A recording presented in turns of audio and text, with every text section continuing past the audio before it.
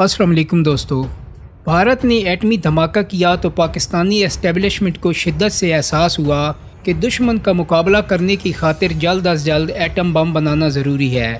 بھٹو صاحب اور افواج پاکستان کی قیادت کو پریشانی تھی کہ پلوٹونیم سے ایٹم بم بناتے ہوئے کئی سال لگ جائیں گے۔ اس دوران بھارتی حکمران کوئی بھی بد حرکت کر سکتے تھے۔ تبھی اندھیرے میں ایک کرن جگمگائی اور ایک اجنبی شخصیت نے اچانک نمودار ہو کر پاکستانی ایٹم بم کی تیاری کا کام جو کہ ناممکن نظر آ رہا تھا اسے عمل میں ڈال دیا۔ یہ ڈاکٹر عبدالقدیر خان تھے۔ اس پاکستانی سپوت نے 16 سال بھوپال میں بسر کیے تھے۔ جانتے تھے کہ انتہا پسند ہندو اسلام اور مسلمانوں کے کٹر دشمن ہیں۔ حقیقتاً انہی کی نفرت انگیز کارروائیوں سے بچنے کی خاطر وہ 1952 میں پاکستان چلے آئے۔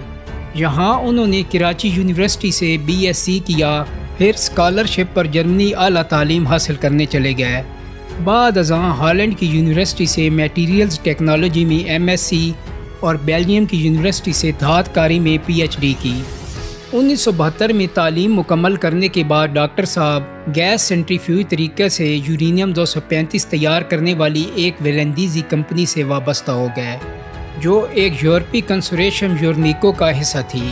یہ کمپنی ایملو شہر میں گیس سینٹریفیوج کا پلانٹ چلا رہی تھی۔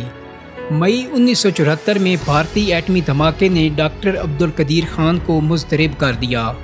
انہیں احساس ہوا کہ ایٹمی طاقت بن کر دشمن پاکستان کے لیے بہت بڑا خطرہ بن چکا ہے۔ اب صرف پاکستانی ایٹم بم ہی اسے قابو کر سکتا ہے۔ ماہ اگست میں انہوں نے وزیر اعظم بھٹو کو خط لکھ کر بتایا کہ پاکستان پلوٹونیم کے بجائے یورینیم 235 سے جلد ایٹم بم بنا سکتا ہے، مگر یہ خط بیوروکریسی نے منزل تک نہ پہنچایا۔ ستمبر میں بذریعہ سفیر ہالینڈ دوسرا خط وزیر اعظم کے پاس پہنچ گیا۔ انہوں نے کہا اس آدمی کی بات میں دم ہے۔ وزیر اعظم کے حکم پر منیر احمد خان نے سلطان بشیر الدین کو یہ کام سونپا کہ وہ یورینیم 235 کی تیاری کرنے والے طریقوں کا جائزہ لیں۔ سلطان بشیر الدین نے تحقیق سے نتیجہ نکالا کہ گیس سینٹریفیوج طریقہ سب سے مؤثر اور ارزاں ہے۔ اس رپورٹ کی بنیاد پر گیس سینٹریفیوج طریقے سے یورینیم 235 تیار کرنے کا ایک منصوبہ بنایا گیا، جسے پروجیکٹ 706 کا نام ملا۔ دسمبر 1974 میں بھٹو صاحب اور ڈاکٹر عبدالقدیر خان کی ملاقات ہوئی۔ ڈاکٹر صاحب نے انہیں یورینیم 235 کی تیاری کے طریقہ کار سے آگاہ کیا۔ مطمئن ہو کر بھٹو صاحب نے فروری 1975 میں پروجیکٹ 706 کی منظوری دے دی۔ ڈاکٹر صاحب کو کہا گیا کہ وہ یونیکو میں رہ کر گیس سینٹریفیوج طریقہ کار کی مزید معلومات حاصل کریں۔ اس دوران پاکستان میں پلانٹ کی عمارت تیار ہو جائے گی۔ پروجیکٹ 706 کا ابتدائی مرکز اسلام آباد ایئرپورٹ کے نزدیک بنی بیرکس تھیں۔ وہاں پاکستانی ایٹمی توانائی کمیشن کے سائنسدان اور انجینئرز مثلاً غلام دستگیر عالم، انور علی، جاوید ارشد مرزا، اشرف چودھری، ڈاکٹر فخر ہاشمی اور اعجاز کھوکھر ابتدائی تجربات کرنے لگے۔ تمام شخصیات نے بعد ازاں پاکستانی ایٹم بم بنانے میں اپنا کردار ادا کیا۔ ادھر ہالینڈ میں ڈاکٹر عبدالقدیر گیس سینٹریفیوج طریقہ کار کے متعلق زیادہ سے زیادہ معلومات حاصل کرتے رہے۔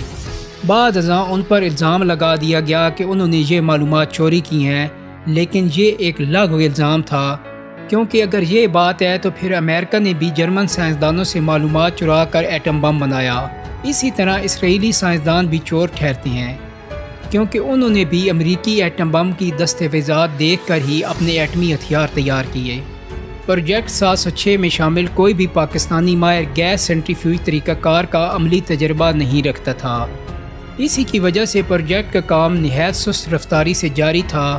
پھر اپریل 1976 میں ڈاکٹر عبدالقدیر خان پاکستان چلے آئے اور انہوں نے کام خود سنبھال لیا تاکہ وہ تیز تر ہو سکے۔ انہی کی زیر نگرانی کہوٹا اور واہ میں منصوبے سے متعلق لیبارٹریاں تعمیر ہوئیں۔ تعمیراتی کام پاک فوج کے بریگیڈیئر زاہد علی اکبر اور کرنل نسیم کی نگرانی میں مکمل ہوا۔ لیبارٹریوں کی تعمیر کے بعد اب متعلقہ مشینری وہاں نصب کرنا تھی۔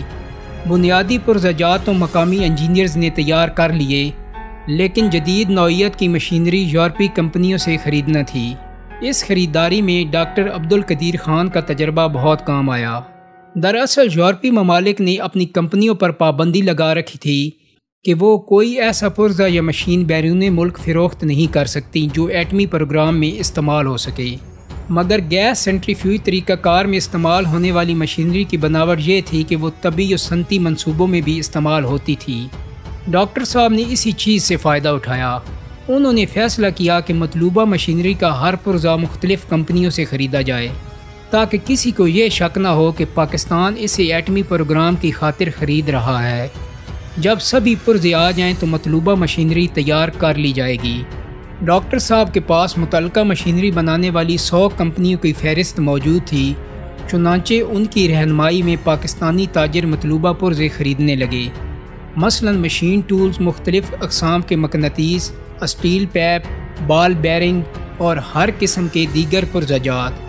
بعض اہم پرزے تاجر نہیں خرید سکے، انہیں خریدنے کی خاطر ذیلی طبی یا صنعتی کمپنی بنائی گئی اور اس کے ذریعے یہ پرزے خریدے گئے۔ ایٹمی منصوبے کو خفیہ رکھنے کے لیے ہر ممکن قدم اٹھایا گیا۔